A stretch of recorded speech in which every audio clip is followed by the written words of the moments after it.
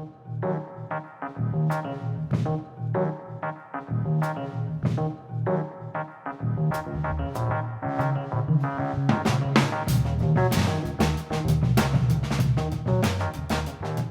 everyone, and welcome to Carpet City Cinema, a Gila Films podcast. I'm David Weaver, and it's been another great week for The Last Frankenstein on YouTube. When we talked last episode, we were like 4 days after uploading the movie to the Gila Films YouTube channel. We were at 70,000 views, roughly, just about, and we had gone up from like 31 subscribers to around 500. So I'm looking at the analytics now. I got it pulled up on YouTube, and we are now over 175,000 views on the movie. And our subscribers to the channel has jumped up to 1.17 thousand. And we've still maintained that roughly 92%. Right now it's 92.0, so just a tiny drop, like tenths of the percentage. Approval rate, thumbs up versus thumbs down. Incredible, just incredible. That's like 100,000 more views just in the last week. So a huge shout out to everyone who's just, again, been spreading the news about the film being on YouTube, watching it, liking it, doing all that. Now, a big part of all these people coming to watch the movie, all these eyes getting on it, is somewhat is owed to YouTube algorithms. This kind of, I think, basically they give it like the video game kind of got an initial push. I don't know why the push was to this extent when it obviously didn't happen when it was on the other YouTube channel that it had been on before, Stash TV. I haven't dug into that yet enough. My guess is maybe because I'm betting that other channel was already, well, I know that other channel was already monetized. So maybe because my channel wasn't monetized, YouTube saw an opportunity here to push this video, see how the response was, and then get my channel to a point where it could be monetized. They could put ads up on it, which is where we're at, which is really great for the long-term health of Gila Films, just to have another revenue stream come in. The downside, well, there's two downsides to it. First, of course, is that we lost out on the income from that initial 100 and some thousand views that was had before we were able to monetize the channel. The other kind of bummer is that for some reason that I still don't know, this just happened the other day, after we were able to monetize the channel, which even that took a little bit of work, because initially they refused to monetize the channel. You get over 1,000 subscribers, they send you an invite, they say, hey, you can apply here to monetize your channel. I filled that out, and I was denied because they said that my channel had too much reused content, stuff taken from other people's work. And I, of course, had to fill out this appeal, shoot this little video of myself explaining that, they were, at the time, there were 25 videos on my YouTube channel and public videos, and 24 of them were my content, all the episodes of this podcast, stuff related to The Last Frankenstein, UFO Target Earth. So they heard my appeal, they had our backs, they said, okay, go ahead and monetize. I was pretty excited. I drew up the dashboard and to look at things, and I see that they have The Last Frankenstein. Of all the videos that are public on my channel, The Last Frankenstein, the full movie, is the one video that is listed as ineligible for monetization. Now, if you have any experience with YouTube monetization and you have an idea of why this would be, I would love to hear that, because they don't give you any information. All they say is that it's not because of a copyright issue. My video is now listed as age restricted. You have to sign in to watch it, but that, age restricted content is not by default something you can't monetize, so that can't be it.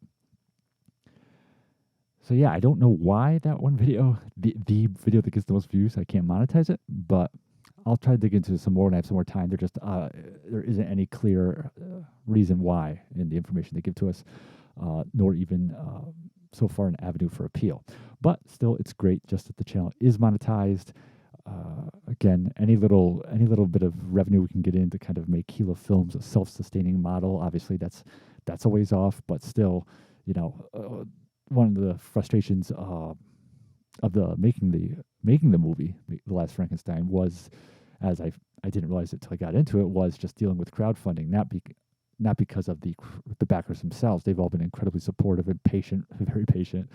Uh, but just it just entails so much work just on the most basic level of maintaining a campaign and mailing out stuff. And so I'd really like to see this this entity of Hilo Films just become something that can sustain itself without having to go back to the crowdfunding model any more than necessary. I'm not saying I'll never do it, but so having streams of revenue from this, from hopefully get from the podcast itself via Spotify eventually, if we get more subscribers to that, through DVD and Blu-ray releases and whatnot. Yeah, hopefully this will just become something that can kind of stand on its own. But again, huge shout out to everyone. Thank you very much for just, again, everything you've done to support the availability of this on YouTube. Again, just keep up the great work. Even if you haven't just gone to the video and just clicked on the thumbs up button, even something as simple as that would be a big help. But yeah, just great to see this response to the movie on YouTube. And talking about DVDs and Blu-rays, again, I don't have any specific updates. I have been in touch with the distributor this past week. They're still moving forward on it. They're a smaller but very highly regarded and well-known entity. But they do have some other projects in the work that they're kind of trying to balance everything out with. So it's definitely still coming, but just taking a little longer than we had initially thought. I'm going to be working on a really little thing for them this weekend, just regarding the image gallery and getting that out to them, just kind of putting all the images in a coherent order and just trying to pinch hit with that little bit that I can do. Got an email, a little mailbox read, which is cool. We love to have people email us. You can shoot us a line over at david@gila-film.com or carpetcitycinema@gila-film.com. But someone was asking, not about The Last Frankenstein. Well, actually, I guess they were referring to both titles because they kind of use the overall Gila Films term, about 4K releases down the road. So that would apply to The Last Frankenstein. It would also apply to UFO Target Earth. And it's interesting because when 4K first came out, it was kind of like, this might catch on a little bit with some bigger titles, but I'm sure they'll do Wizard of Oz 4K eventually, which they did. I'm sure they'll do Star Wars, which they did. Yeah, not the original cuts, but I digress. But it was never really thought, are they ever really going to get to the more niche films? And now you have Vinegar Syndrome just released Terror at 10 Killer on 4K. So 4K is really starting to spread. Again, there are movies that either because of the condition of the elements, or just because of their market potential, aren't going to get 4K. And I think that probably I would hazard that more films will still, by percentage, be on Blu-ray than 4K continuing forward. But where does my films kind of play into all this? Well, this is tentative. This is where I'm at now. Last Frankenstein, that was shot 1080p. So to put it on 4K, I just don't see that ever happening because we'd just be upscaling it. Some 4Ks are upscaled, actually from 2K intermediaries, but that's still better than the Blu-ray because 2K is still better than 1080p. But The Last Frankenstein, anything above 1080p would be an upscale. So I don't ever see that happening. I mean, some people might say, well, what about the increased color space? Yeah, I was very deliberate in the color palette we used, and I don't really see myself at this point revisiting the movie and going through, creating a 4K transfer just to kind of have that small benefit, which I don't think in this case would even necessarily be a benefit because I was so deliberate about what we did with the color space, and Zach Chalmers, our colorist, did such a great job. So I think The Last Frankenstein is just kind of going to probably, for the foreseeable future, stay at 1080p Blu-ray. Might be cool to do a VHS release at some point, take a step back. But and in my wildest dreams, I would love to get a print struck. That's a little pricey, but yeah, nothing 4K planned for that. UFO Target Earth, on the other hand, I was talking to a head of a boutique label, a well-known head of a boutique label, and I remember he said it would be crazy to even do a 4K scan of that movie just for Blu-ray. Now, I've always said we want to do 4K on this because even if I never did a UHD release, so much of streaming now is 4K. Um, and you factor in the cost of doing any kind of scan, just do the 4K. Just do the 4K scan now, because otherwise you're just going to have to go back and do it again at some point. And I don't want to put the materials through that extra scanning, and I don't want to spend extra money.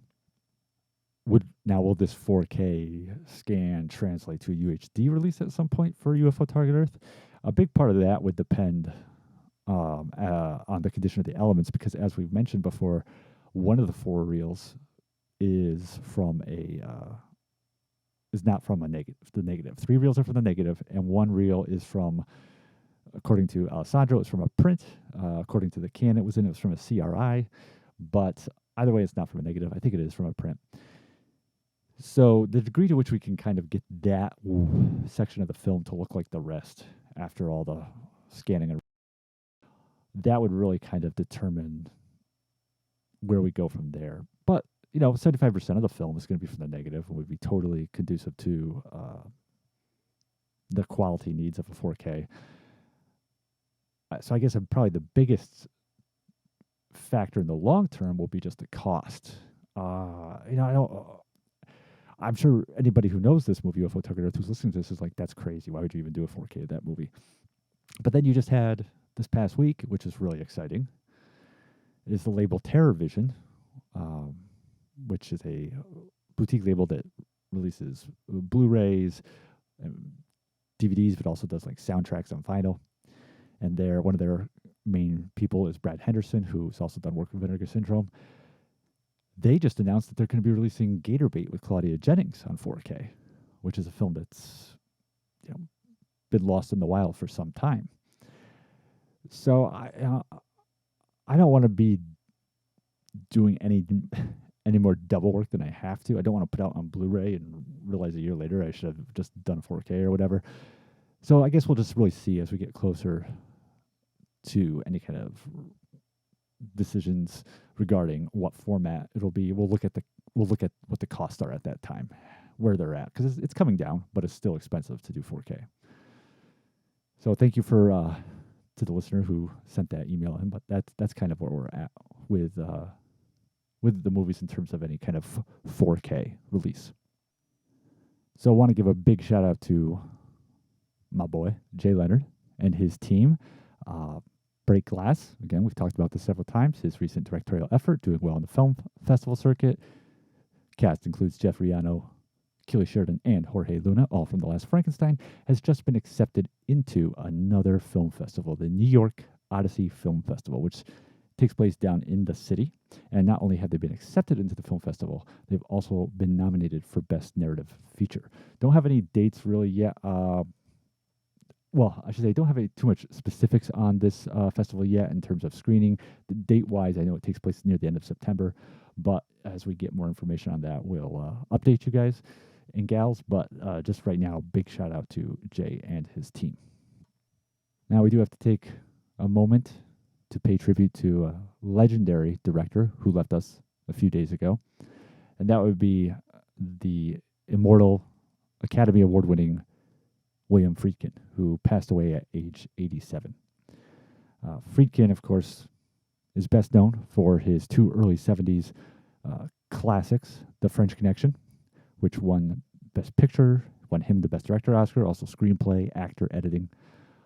One of my all-time favorite films, and despite what my sister says, it is indeed a classic Christmas movie. And his film that followed immediately after that, which was, of course, The Exorcist, which, again, won and was nominated for a slew of awards, this iconic horror movie. He kind of struggled to reach the same kind of heights of financial and critical success following those 2 films, but even so, a number of his movies that he made in the wake of those 2 films have gone into strong followings over the years that have increased just with time. Movies like Cruising, To Live and Die in L.A., Sorcerer. And then kind of later in his career, he he got a more contemporaneous, appreciation for his work as he tackled a pair of adaptations of Tracy Letts' work, Bug with Ashley Judd and Harry Connick Jr. and Michael Shannon, and then Killer Joe with Matthew McConaughey. And we actually discussed Friedkin a few episodes ago. We were talking about directors who were coming back to the chair after some time. And, Friedkin's last narrative film was Killer Joe. That was 2011. He directed a documentary, The Devil and Father Amorth, which was just a little over an hour long. That came out in 2017. And then we had talked in that previous episode about how he was returning to direct a narrative film with the K-Mutiny Court Martial, starring Kiefer Sutherland as Captain Queek. And that was fortunately completed before his passing and will premiere at the Venice Film Festival. It will also feature one of the last performances from actor Lance Reddick, who many people know from the John Wick movies. He passed away a short time ago, and this was one of a handful of films that's still waiting to be released. Friedkin, of course, is also known for just being such an entertaining, no-holds-barred, blunt interviewee. I highly recommend you checking out his guest appearance on Mark Maron's podcast. It's like 2.5, 3 hours long, as well as some of the different print interviews and YouTube videos you can see with him, his one-on-one with Nicholas Winding Refn, which you can find on YouTube. And also, I would recommend checking out the interview he did with MovieWeb. But a great, a giant. And just The French Connection, The Exorcist alone, even without the kind of later reappraisal of some of his other works, those two alone would just make him iconic. But sorry to see him leave us. But cool also to see that he was working right up to the end. We also lost a one-time child actor, Mark Gilpin. Sadly passed away at a very young age, only 56, from glioblastoma. He is probably best remembered for playing one of Roy Scheider's two sons, the younger one, in Jaws 2. But also appeared in movies like The Legend of the Lone Ranger, which is the infamous early 80s adaptation of that famed radio series. He was in Earthbound with Burl Ives, Where's Willie, and a very well-received TV movie called Surviving. And his last acting bit was in a small part in a Tony Danza's 1989 movie, She's Out of Control, and then he left acting behind and went in to become a software engineer. But he had two sisters who were also actresses. His younger sister, April, actually appeared alongside him in Jaws 2 and Earthbound, and she unfortunately has also passed on. And then his older sister, Perry Gilpin, she's still with us. She's really probably best known for playing Roz Doyle in the TV show Frasier. So sorry to see Mark Gilpin, though, leave us. And that is the only Jaws film that he played that character in. Basically, the two sons of Roy Scheider in every one of the 4 Jaws films are kind of like the constant throughout those, but always played by different actors. We also lost our actor Mark Margolis, age 83. And most contemporary audiences know him for his performance as Hector Salamanca on Breaking Bad and Better Call Saul, and received an Emmy nomination for that. I, of course, being a huge Law & Order fan, know him from the original Law & Order series, in which he played a pivotal role in the last of Paul Sorvino's episodes when he played Detective Phil Soretta. No spoilers here, but it is a very, very key role he plays in that. He also showed up in SVU, in a really good episode of that, and had recurring roles on the original The Equalizer and Oz. Tons of films he's been in over the years, going back to at least the 70s. Films like Scarface, Ace Ventura: Pet Detective. He was in I Shot Andy Warhol, the Ben Affleck Daredevil. He did 6 movies with Darren Aronofsky: Pi, Requiem for a Dream, The Fountain, The Wrestler, Black Swan, and Noah. He shows up like so many soon to be well known or highly recognizable kind of the New York City area actors in the early 80s Christmas horror film Christmas Evil. And everyone shows up in that movie in like these small parts. With Tanya Alda, Patricia Richardson before she was on Home Improvement, and Mark Margolis is in that film as well. It's a big fave of my and my sisters. We like to watch that around Christmas time. It's a really fun film. But yeah, R.I.P. to Mark Margolis. Another one that we passed on, who is very near and dear to people like me, fans of 60s and 70s cinema, is the lovely, talented actress Sharon Farrell, who passed away at age 82. Really made a place for herself in the late 60s with 2 prominent roles in the films The Reavers with Steve McQueen, the Academy Award nominated William Faulkner adaptation, and Marlowe with James Garner, an adaptation of Raymond Chandler's famous Sleuth. But fans of genre films, of sci-fi, horror, they know her from movies like Night of the Comet and The Premonition, and also she was in It's Alive, of course. Also, some other films that she showed up in. Dennis Hopper's Out of the Blue. She was in the 80s teen film classic Can't Buy Me Love. Showed up in Richard Rush's The Stuntman and in the Chuck Norris film Lone Wolf McQuade. And on the small screen, she was on The Young and the Restless for a while, the daytime soap. And also was one of the regulars on the last season of the original Hawaii Five-0. But she had a really great range. You see her, she's in an episode of Kolchak, the Night Stalker, the Chopper episode about the headless biker. And she gives such a great comedic performance in that episode. But then you see her in a totally different toned piece. I recently watched her in a 70s television movie called The Eyes of Charles Sand, which was an unsuccessful attempt to launch a new TV series about a guy who had the title character, Charles Sand, who had the ability to see, basically he had visions, which led him to help people out. And she plays a key piece in that film, and it's a much more dramatic role, and even requires her to kind of have some sense of unhinged nature to her, and was excellent in that too. And then the last one I want to just mention, read about today, is actor Robert Swan, passed away age 78. Not a one of those actors who's not a familiar name, but is a familiar face. This guy was in two of my favorite 80s films, and he played key roles in both of them, and I had no idea that he was the same guy in these two movies, that he was the same actor, which speaks very well to his acting abilities and not so well to my perception. But he was in Hoosiers. He played Roland Butcher, who was kind of like the assistant coach to Gene Hackman. He utters the immortal line, "Coach stays." And then the next year was in The Untouchables, which might as well be called the rewatchable because it's just such a great film. But in that film, he plays the Mountie captain, who, again, has this well-known line from the movie where after Sean Connery pretends to shoot a guy to get information out of him, and it really actually is shooting a corpse, he tells Connery and Costner and the rest of the Untouchables that I do not approve of your methods. And Costner replies with the line, "You're not from Chicago." But he also showed up in Rudy, which is, of course, from the people who made Hoosiers. He was in the Dan Aykroyd film Dr. Detroit. He was in Natural Born Killers, The Babe with John Goodman, Backdraft. But he did pass away after battling cancer for some time. He hadn't been on screen in a little while, but was actually doing theater work. And just again, sad to lose him. But again, he's not someone whose name rings any bells. But with just those two roles, you know who he is, and they're very different roles too. So much that he pulled the wool over my eyes.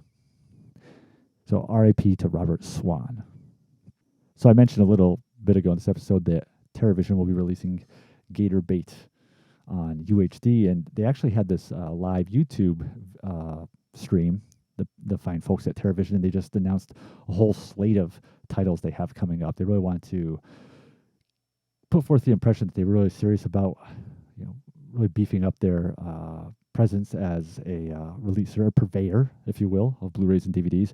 And one of the cool things about TerraVision is that there are films where no film elements exist and aren't likely to show up anytime soon. And a lot of labels, because the market's going so much for collectors to Blu-rays and in terms of physical media and high def, a lot of labels won't touch those movies because it's just, you only have so much money to work with at any time, and they'd rather invest in movies that they can do new high def transfers on and really maximize the potential of a Blu-ray. And of course, then that also works its way over to streaming. But TerraVision is open to kind of tackling these movies and saying, all right, there's the best we have is a tape master, but we're going to make that look as good as possible, and we'll put it out. And I applaud that, because even though I love to have everything shot on film, restored from film, that's just not the reality. And I'd rather have the best possible standard def presentation than nothing at all. So they just announced a whole slew of titles, and like I said, Gator Bait, and also they're going to be doing Gator Bait 2 and Rocktober Blood. Now, those three particular films were made by the Sebastians, Ferd and Beverly C. Sebastian, a husband and wife filmmaking team who just did a slew of genre movies throughout the 70s and 80s, and those three are really the best known ones. And they really haven't had any kind of really good release ever. I think there was, don't quote me, I think there was like some DVDs of the Gator Bait movies, but I think they were taken from old Video Masters. I think they weren't anything to write home about. And then Rocktober Blood had this kind of like infamous Blu-ray release a little while ago. I think, again, don't quote me on this, I think the Sebastian's son put it out, but it was really kind of shady what happened with it. It wasn't even a wide release or anything. And kind of the sad news about Rocktober Blood is in this YouTube stream, the television people mentioned that the film elements for that don't exist anymore. They were destroyed in a fire at Lionsgate, where they were being held at the time. So that will be kind of Frankenstein together, no pun intended. Those were their words from the best tape master sources, unless something film-wise turns up in the meantime. But Gator Bait, the original Gator Bait, that, like I said, that's going to be coming to 4K. And it wasn't really clear about Gator Bait 2, what's going to be happening with that, but this sounds like it'll probably get at least a Blu-ray release.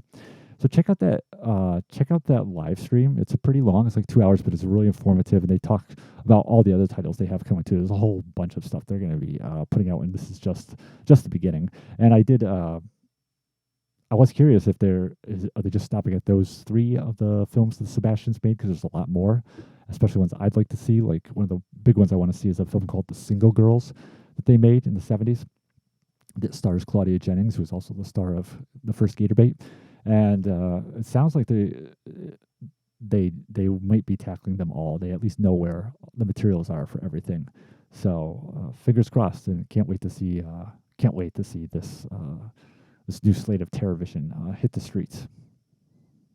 I also want to give a shout out to Kino Lorber, who just announced they will be releasing on 4K UHD the 1992 all-star thriller Sneakers, directed by Phil Alden Robinson, the man who gave us Field of Dreams. I have not seen this movie, but I remember distinctly when it came out, the trailer for it, because it was just like this jaw-dropping list of big names in the movie. Robert Redford, Dan Aykroyd, Ben Kingsley, Mary McDonnell, River Phoenix, Sidney Poitier, David Strathairn. And it's supposed to be, by all accounts, a good movie. I definitely will be looking forward to picking this up. Kind of the reason I'm specifically mentioning it in this episode of Carpet City Cinema is because people from upstate New York, the Capital District, are very familiar with a legendary local news broadcaster named Ernie Tetreault.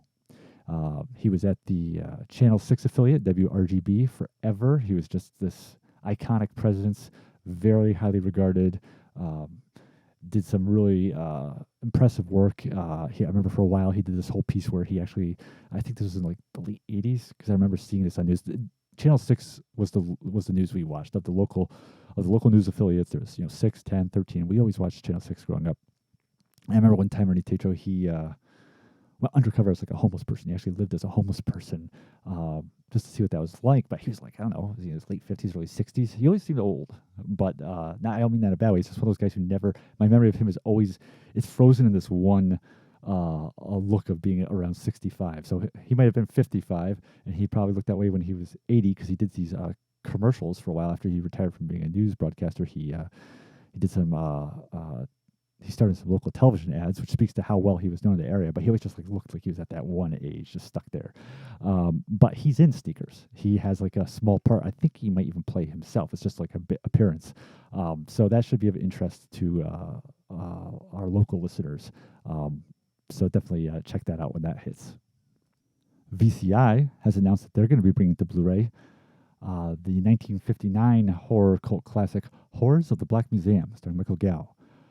This film was produced by Herman Cohen, who is a well-beloved Schlockmeister. He gave us I Was a Teenage Werewolf and I Was a Teenage Frankenstein, and Conga, which also starred Michael Gow, and Trog with Joan Crawford. And this was in talks for a while to be coming from Synapse, which had apparently picked up several of the films that Cohen produced. And, Synapse has this reputation for just taking a really long time to release stuff. because they're very much perfectionists about things. And, totally respect that. Obviously, they did Creature from Black Lake. And I was kind of hoping this might come from them soon because they have just recently released on Blu-ray Crocodile, which is one of the films they had picked up from the Cohen Library. But when VCI made the announcement they were putting this out, Synapse also made a post and basically said what happened was they couldn't locate any appropriate materials for the movie after years of trying. And basically they decided to move on to other projects, and it was after that then it was realized where 35 millimeter materials were. But by that point, they were just like, it wasn't the original negatives. They were just like, we're just going to kind of continue to work on these other projects. So this will be coming to Blu-ray from VCI.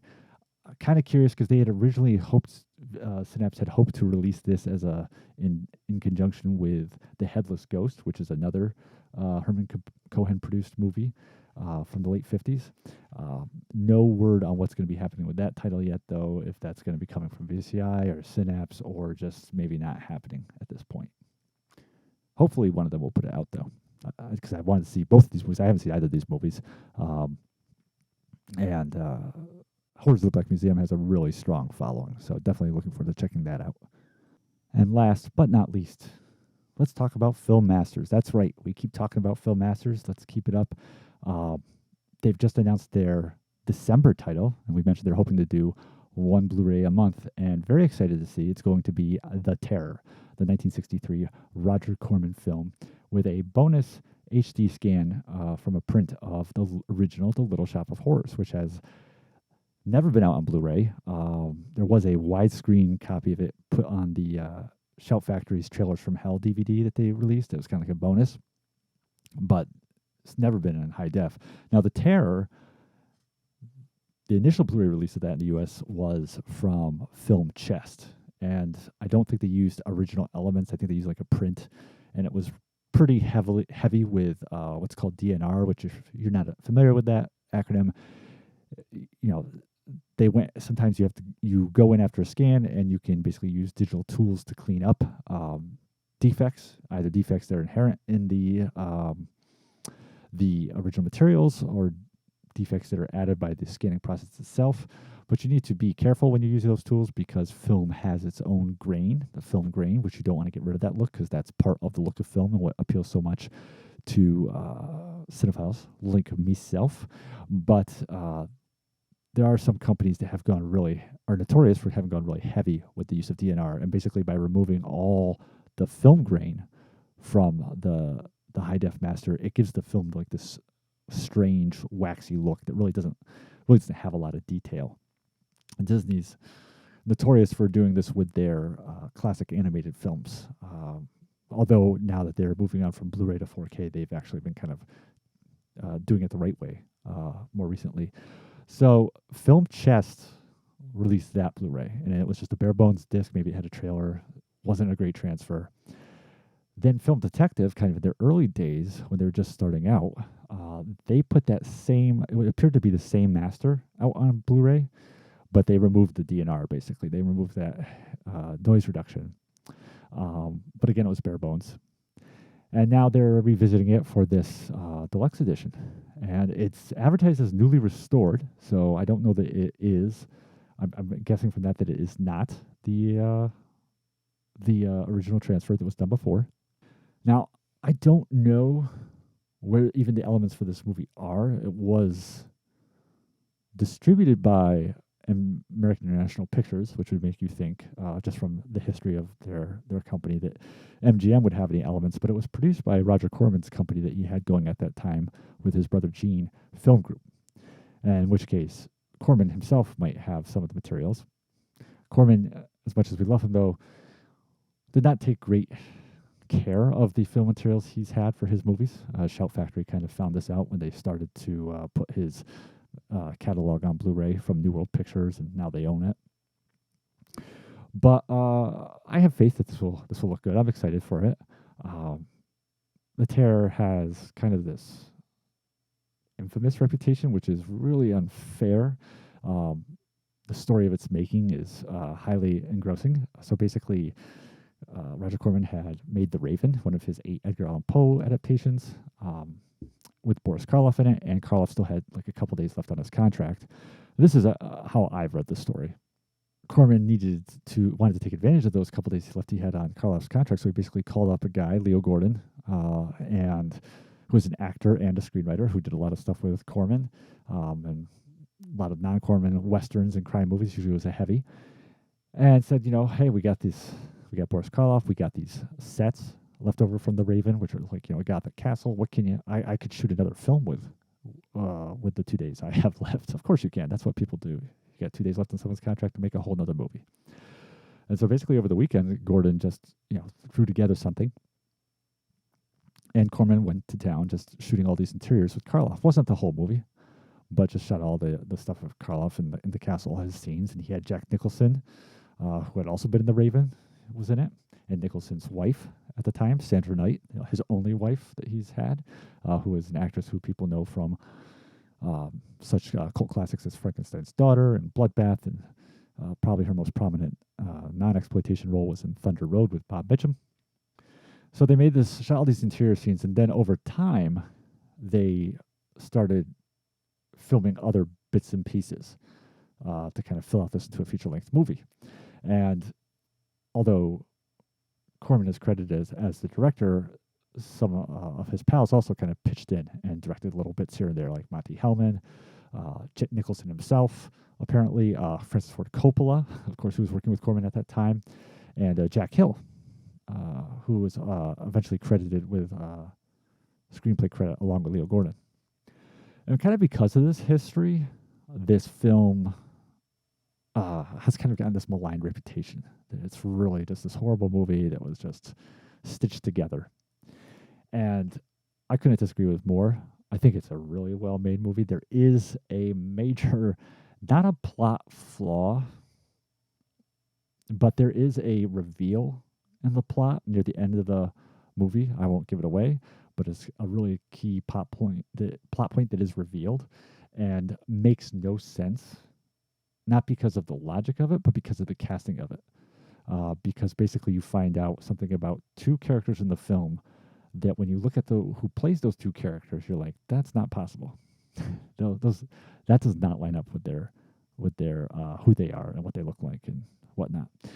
I know it's all kind of mysterious the way I'm describing it, but I don't want to give you any more info. But you'll see it when you watch it. So yeah, I think that definitely as the film was pushed together, there was some messiness with the screenplay. There's some obvious exposition near the end too, but really that's minor in terms of like the film as a whole, which I found to be very effective. I saw this movie, I was 90, 91, I think I was like 9 years old, and they had this huge display. I can't remember if I told this story already, I'm getting old. They had this huge display at a local grocery store of VHS tapes for $1.99. And they were VHS tapes put out by Amvest Vintage Video.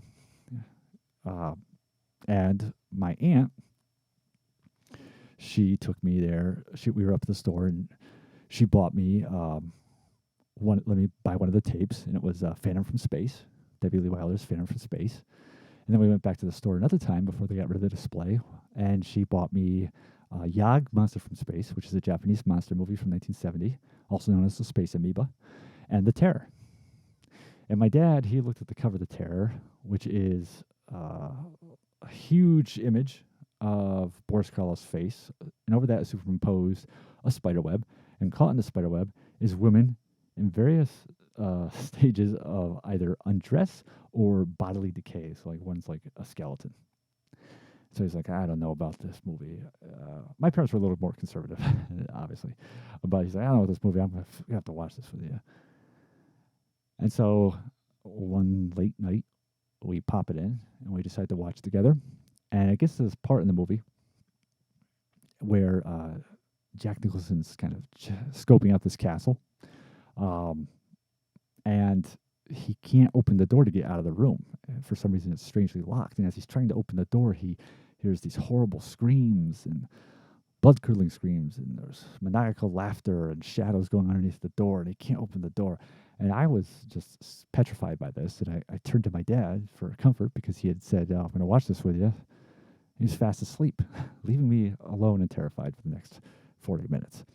But nostalgia factor aside, though, I mean, it just really is it's a really fun film. I think if you go into it without knowing the production history and the reputation it's had, that you just like this kind of film, gothic horror movies. You're just gonna have a good time, despite any issues the film has. The basic plot of the film is, Nicholson is this soldier in Napoleon's army who gets lost on the coast and basically passes out. He finds himself at Karloff's castle, and he keeps seeing this young woman appearing and then seemingly disappearing, and he can't understand who she is or why this is happening. And so that's kind of like the setup for the movie. And there's a witch, an old hag witch who lives in a small shed out in the woods, and Dick Miller's a butler, and it's good times. I love the opening credits to this movie too. It's very effective and spooky. So yeah, this is going to be their December release from Film Masters.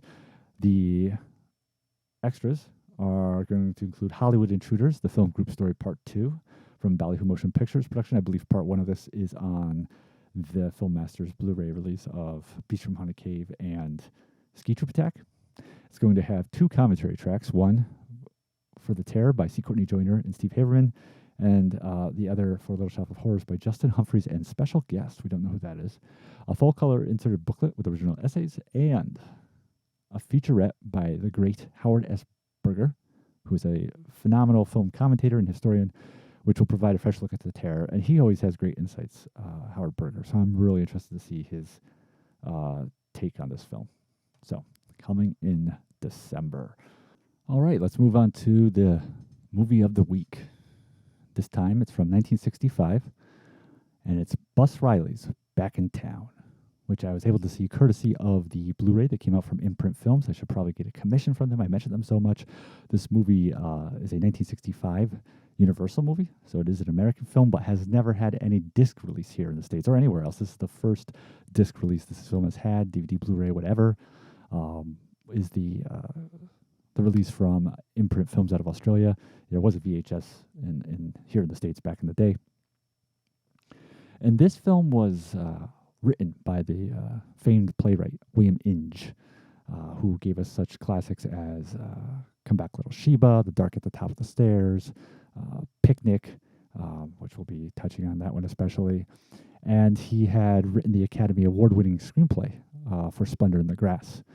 And this was based on a one-act play he had written, definitely expanded. And it stars Michael Parks as the title character, Bus Riley, who is back in town. There is no lie. It is not a false advertising. He's coming home after serving a 3-year stint in the Navy, coming back to his hometown where his mother lives, played by Jocelyn Brando, Marlon Brando's sister, who is an actress, where she lives with his 2 younger but still older sisters, played by Mimsy Farmer and Kim Darby. Kim Darby's she plays the youngest sister. She's basically nearing the end of high school, and I don't think they're too specific. But the other sister, the middle child, sounds like she's just in college. And he's coming back to also to kind of the aftermath of a broken heart. When he had left to go into the Navy, he had been deeply in love with a woman named Laurel, played by Ann-Margret. And they had been in a relationship that did not turn out as he wanted. And in the time that he's been gone in the service, she has married a very well-established, wealthy, successful, but quite older man. And so Bus is home now with great plans for his future, to really make something of himself, to do something with his life. His mother is kind of perplexed that he just doesn't get a job at the local garage because he's such a good mechanic, but he feels like he's just going to be a grease monkey if he does that kind of work, and he sees it as something beneath his potential. And so he's lined up for himself an opportunity to work with a friend at a local funeral home, where this friend will not only give him a job, but also give him training in this field. And as he's pursuing that path, he's also reacquaints himself because of her persistence with Ann-Margret, who's very unsatisfied in this relationship she has in this marriage. we see her at the country club playing cards with other married women of similar status, and it's all their conversations all very empty and vapid. And when she hears that Bus is around again, she wants to actually kind of rekindle things. But unfortunately, these paths of making something of himself through a career and possibly coming back to reignite things with Laurel, both these paths become very problematic. Without revealing any spoilers specifically, but it becomes obvious very early on that his ideas for a career aren't going to go the way he thought. For example, this whole plan to really do something of a more skilled and promising nature as a mortician, that is not going to come to fruition. And matters with Laurel seem to be playing out essentially on a physical level, where she likes being with him, she likes being sexual with him, but it doesn't seem to really be amounting to anything more than just having this relationship behind her husband's back. And so this film really kind of addresses that whole narrative that I always find interesting, and I think I've talked about this in previous episodes, which is the idea of your main character, really coming to terms with who he wants to be, what he wants to do with his life, and making that full potential of his life. It was obviously something that kind of was addressed in The Last Frankenstein. It was very key to the film Changes that I discussed many episodes back. And to a lesser degree, you can even see it in Daisy Kenyon that was covered here. And Henry Fonda's character, and actually in Dana Andrews' character too, and the whole, as well as their relationships with Joan Crawford. So that story kernel, of a person kind of trying to tap into their full potential and realize who they want to be as a person, is something that kind of I gravitate towards. And it's interesting because this film, if I was to recommend pairing it with another movie to watch, it would be Picnic, that I mentioned, which was based on the play by William Inge. And that, of course, is the famous film with William Holden from 1955, in which Holden plays a drifter who comes into a small town around Labor Day.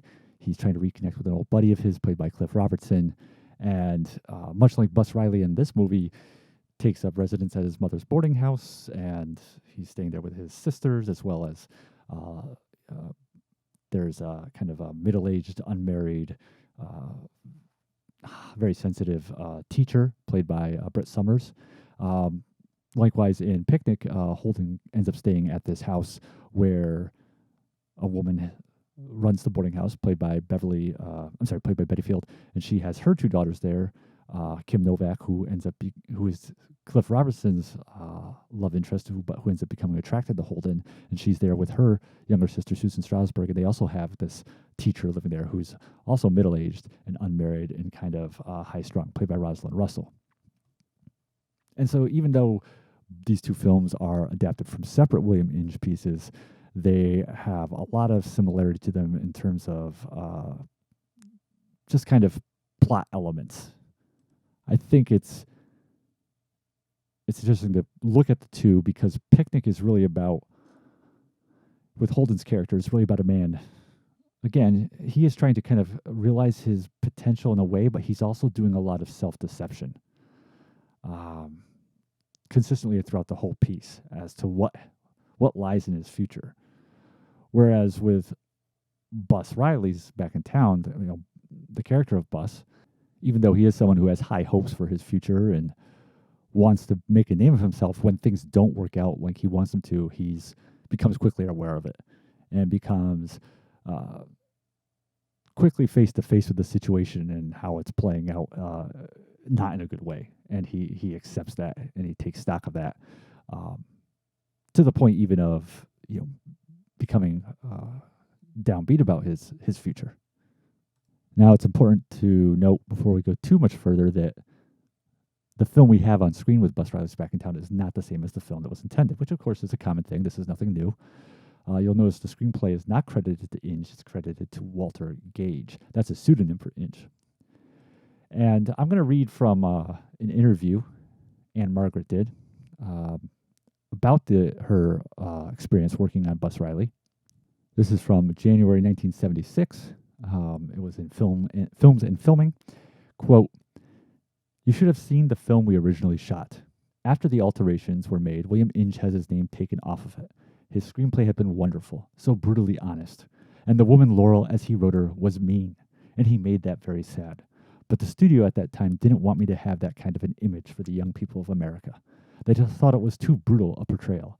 It had been filmed entirely using William Inge's script, but a year after it was completed, they got another writer in and another director. They wanted me to redo 5 key scenes, and those scenes changed the story. That's when Inge took his name off. There were 2 of those scenes that I just refused to do. The other 3, I did, but I was upset and angry. They'd altered the whole life of the story and made the character I played another person altogether. To put it mildly, they'd softened the blow that Inge had delivered. If only everyone could have seen that film the way he wrote it." End quote. So they shot the movie using Inge's script and using director Harvey Hart. This was directed by Harvey Hart. This is his first feature film. Canadian director. He actually directed Panic on the 522 that we just covered in the last Legacy episode, but also did such films as The Pix, which is a very highly acclaimed horror thriller with Christopher Plummer and Karen Black. He did Fortune in Men's Eyes, the prison film, did a bunch of TV episodes, shows like Star Trek. But apparently, they finished shooting on the movie, and the studio didn't like totally what they saw. They felt it was interfering with what their commercial prospects were for Ann-Margret, so they wanted to change things, and Inge was not cool with that, which I can totally understand that. You're this incredibly well-known author, and a studio wants to come in and change your work.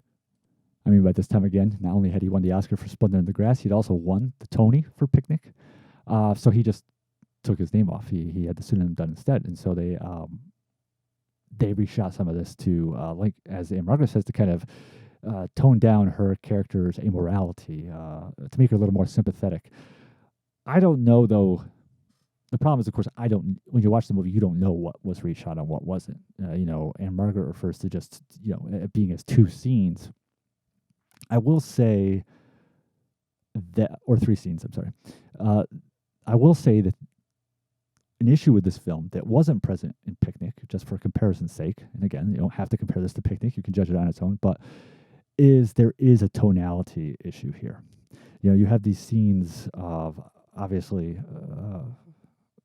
very, very distinct heavy drama scenes, dealing with Bus Riley coming face to face with where his life's at and what's going to happen in the future, this kind of stagnant, always the monkey on his back relationship with Ann-Margret. You have a subplot regarding his younger sister, Kim Darby's best friend, played by a young Janet Margolin, who often visits the house and whose mother is an alcoholic. And the film also, even though films were becoming a little more permissive at the time, still this was kind of daring at this era, 1965. It deals with repressed homosexuality among another character in the film. And so these are things that are all very much of a dramatic nature. And nothing about any of this seems out of place. This film was made by, like I said, it was released by Universal Pictures, the home of the many Douglas Sirk melodramas of the 1950s. Films like Magnificent Obsession, All That Heaven Allows, Written on the Wind. Bus Riley was also shot by the great cinematographer Russell Meddy, and had won the Oscar for Spartacus just a few years before this. And he had shot several of Sirk's movies, as well as Touch of Evil, the Orson Welles film. And he has great use of a shadow and darkness in this film. So all that feels very much of one piece. But there's also this part of the film that feels very much like a 1960s Universal film. And I mean that in the context of things they were releasing at the time, like the Tammy movies, or the comedies like The Art of Love, or some of the stuff they were doing with Doris Day. And again, there's nothing wrong with any of that. I'm a huge fan of that stuff too. But these two tones don't always mesh well together. And even though Margaret alludes to just having been in these three scenes that were reshot. I wonder if other scenes were reshot or added or whatever, just because they kind of these two different parts of the film seem like they're of somewhat different worlds, and so that definitely kind of, uh, even though you're enjoying these pieces individually, it uh, it does not help to make the whole successful. It makes it harder to make one consistent piece. And the same can kind of be said of Parks's performance. Now, I love Michael Parks. Um, he was an actor who, of course, has later in his career, before he passed away a few years ago, had this really well-deserved renaissance where filmmakers like Kevin Smith and Tarantino and Robert Rodriguez were all casting him in really nice parts in their films because they had grown up liking his work, and they were putting him in things like, From Dusk Till Dawn and The Kill Bills. He plays a different character in each of those, and of course Kevin Smith put him in Tusk and Red State. But his career has started out in the early '60s. A lot of television work. Coincidentally, there was a Bus Stop TV series. Bus Stop was another one of William Inge's work. It was a highly regarded film with Marilyn Monroe, and it was later a TV series. He was an episode of that. And this was actually it's his first film that was released, his first feature film role. But he'd actually shot a movie right before this called Wild Seed, which wasn't released till afterwards. That was a film shot in like 24 days. And I was listening to the audio commentary on this Blu-ray, which is by a couple film historians, and they were talking about how he was kind of looked at as kind of being in the mold of like another James Dean or Marlon Brando. Brando and Dean, of course, had such a huge impact on the craft of acting because they took the method approach and basically took it mainstream with huge acclaim. Brando being in A Streetcar Named Desire and On the Waterfront, and Dean, of course, with his three features that he starred in before his death. And Parks was kind of seen as treading on that same path. But his career never quite became a lasting success in terms of him working as a leading man. He was in this film. He was in John Huston's The Bible, in which he played Adam. And then he had his TV show in the late '60s called Then Came Bronson, which had, again, that's another show that has a pretty strong following. But he, by his own admission, he's even spoken about this, was a very difficult person to get along with. And that kind of really hurt his career. And so even though he continued to work even up till the time he was kind of had that rediscovery, he never really became that. He definitely did not take on the mantle that Brando and Dean had left. Now, if you're watching the movie, though, and you compare it to his performances even just a few years later, his performance in Bus Riley is definitely not as restrained as his later work. It's not as grounded. If you were to watch his acting in this, you can kind of see almost why there were maybe some people might even look at him as being like another Dean, because it's almost like, I don't want to say that he's trying to imitate Dean, but it's kind of like he's trying to play in the same sandbox, but without the command that Dean had of what he did, and without the restraint that Dean would employ. There's this kind of viewpoint on Brando and Dean that some people have, that Brando was truly this giant actor, this great actor, this legend. And Dean, he's kind of like overrated. He overdoes it a little bit. People bust on Rebel Without a Cause. You say one thing, you say another thing. You're tearing me apart.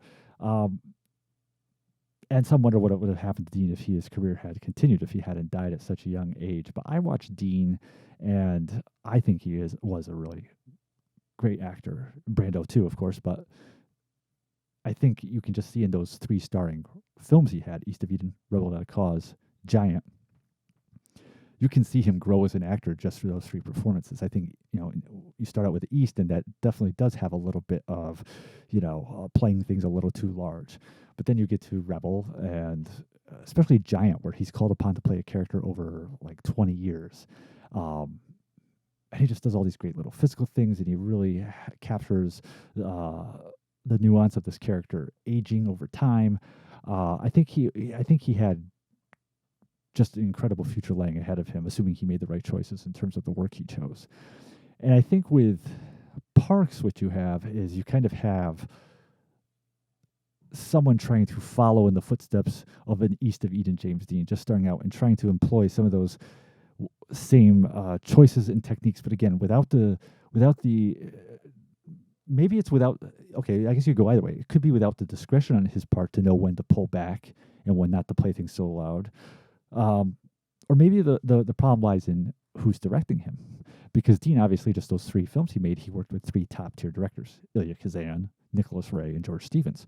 Whereas I like Harvey Hart's work. I've watched several of his films. I think he's made a lot of enjoyable movies, but you could probably argue that, well, you could definitely argue his career, his body of work has not, needless to say, his career, his filmography has not had the lasting impact of Kazan, Stevens, or Ray, and so maybe the fault lies in him not reining Park's performance in more, and maybe an actor like Dean, he just had a better director kind of guiding his craft. Maybe that's why he was able to grow as a filmmaker across those.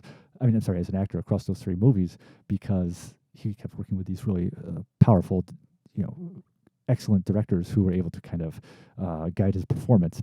Or maybe Hart did try to rein him in, and Parks, who has this reputation for being difficult to get along with, just wouldn't listen. I don't know, but it's not a problem just limited to this performance, because I've seen other.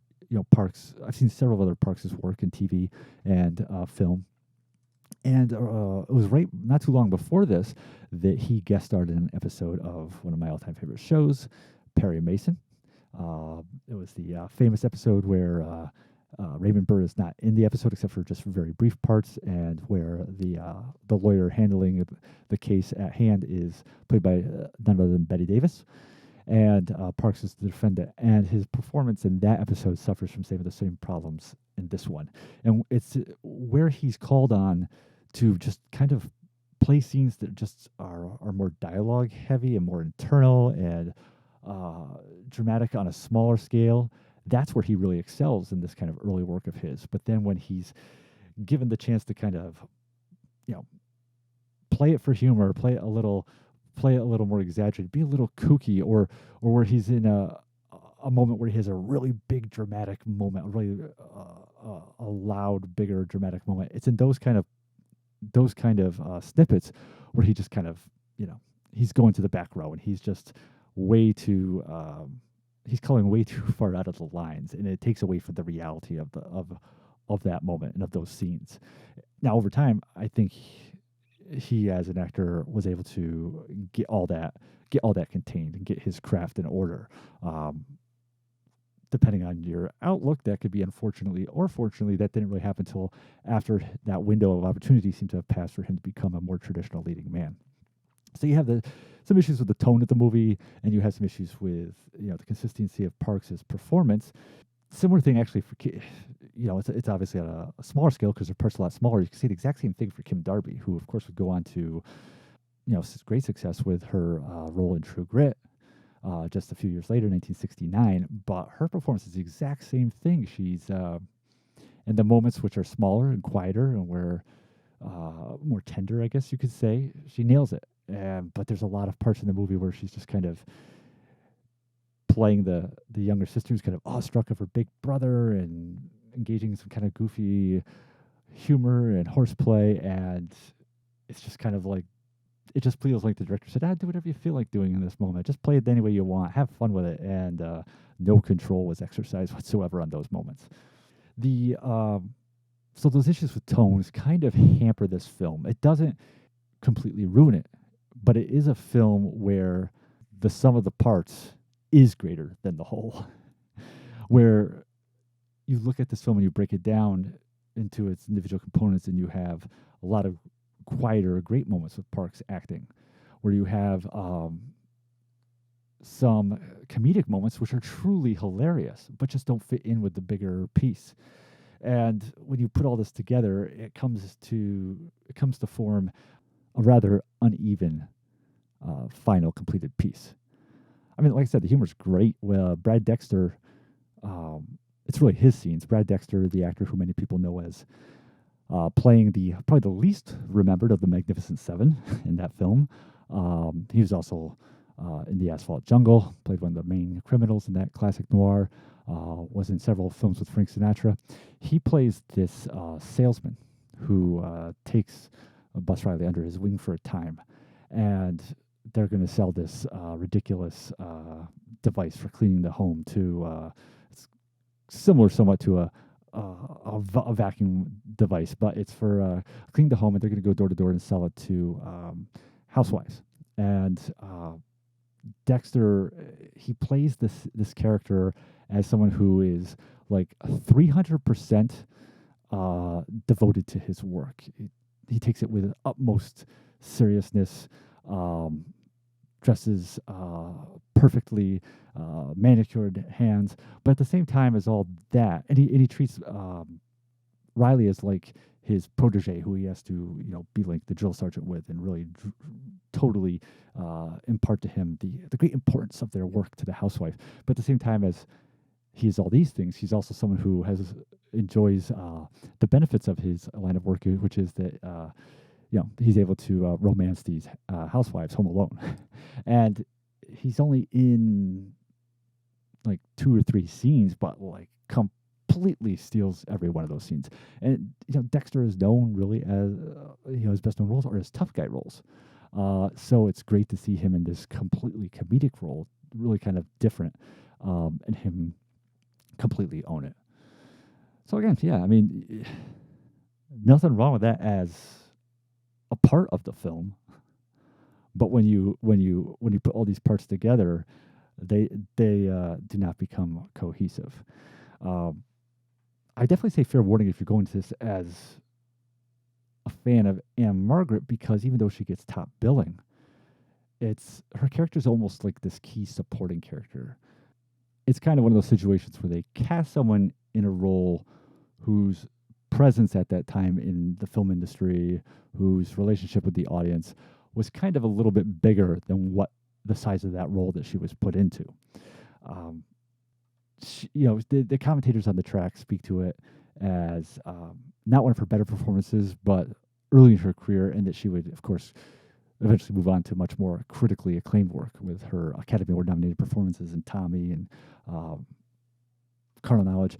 And for my money, again, it's the same issue where you have kind of like these different components of performance. Sometimes she's playing it and it's kind of like more like almost camp. Yet you also have these smaller moments where she is more effective. So tonality of performance, tonality of the film, inconsistent, hindering the effectiveness of it as a unified piece. Supporting cast, lots of interesting people to point out in the supporting cast. First off, Janet Margolin. She was coming off her success in the film David and Lisa. She's a scene stealer, absolutely. She plays Kim Darby's really good friend who has feelings for Bus Riley, and she's just luminous. She's lovely. She just gives a really great performance. Just terrific to have her in this film. Larry Storch, who we all know as a comedic actor, F Troop, of course, and appeared in a bunch of Tony Curtis movies. He's got a small but nice part as a bartender who's friends of Bus's. And it's a complete dramatic role, and it's great to see him in it. It takes a very small part of the film's running time, but he's excellent in it. It's one of those moments where you see this guy and you're like, I wish he had done more parts like that, or are there more parts like that I'm just not aware of that I want to track out to see Storch in this kind of work.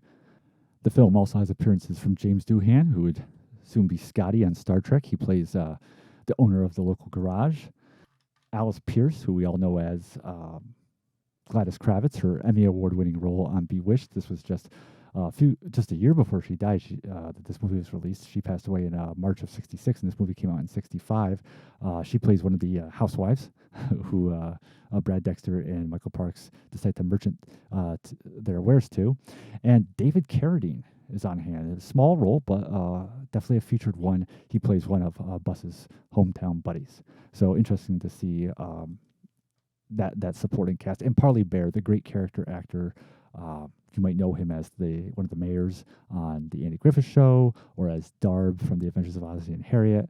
He guest starred on numerous TV shows, lots of feature films too. He's got a really nice bit in this film towards the end as someone from the kind of the same social set as Ann-Margret's husband.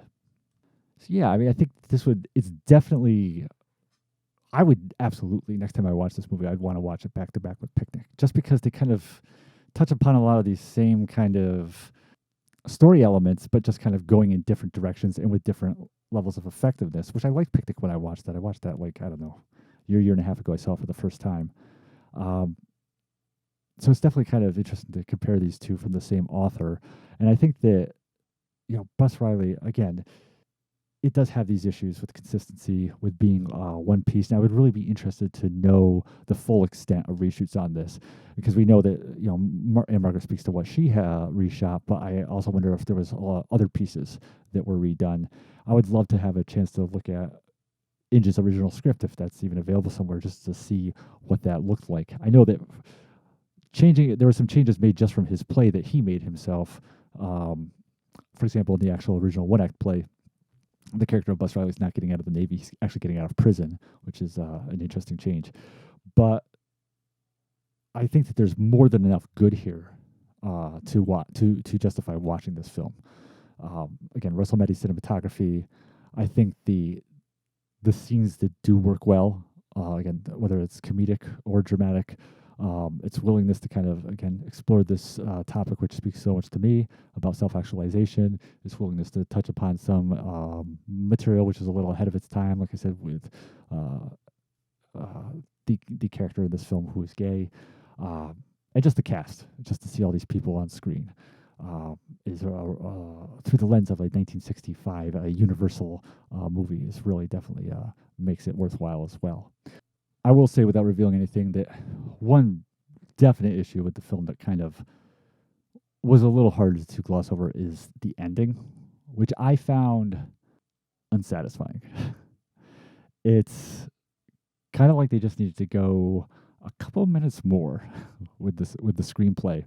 And there was a novelization written based off the movie, which the commentators on the Blu-ray refer to. And sometimes, when these movie tie-in novels are written, they have to be out in time to promote the film, so they're actually written based off earlier scripts, and that may have been based off Inge's initial script. I don't know for sure, but the ending in the book, even though it's basically the same events, but they're enacted with a little bit more clarity, which I think was helpful to know what happened at the end of the novelization. Even though you can't judge a film by that, the film has to stand on its own. It still definitely was a benefit to know how the novel ended. But the film itself, there is definitely this sense that as you come to the end of the film, you're like, oh, okay, I kind of have an idea of where this is going. And it's not that it goes in a different direction as much as it just seems to stop. And you're like, oh, wait a sec, a couple more things I'd like you to explain here, or kind of spell out. Not that there's anything wrong with an ambiguous ending, but that's not what this is, as much as just an ending which feels like it just didn't quite run the time it needed to and cover all its bases. But again, check it out. Bus Riley's back in town. Imprint Films put this out on Blu-ray. It might be streaming somewhere, I'm not sure. Hopefully someone puts it up in the US so we can kind of get some more eyes on it. Definitely deserves another look at it for everything it does have to offer. And that'll be it for this week's episode of Carpet City Cinema. Keep sending in those emails for questions you might have about what's going on here or with Gila Films. Continue to like and share the video on YouTube for the Last Frankenstein feature film, and keep spreading the word about this podcast. Thanks a lot, and we'll be back next week.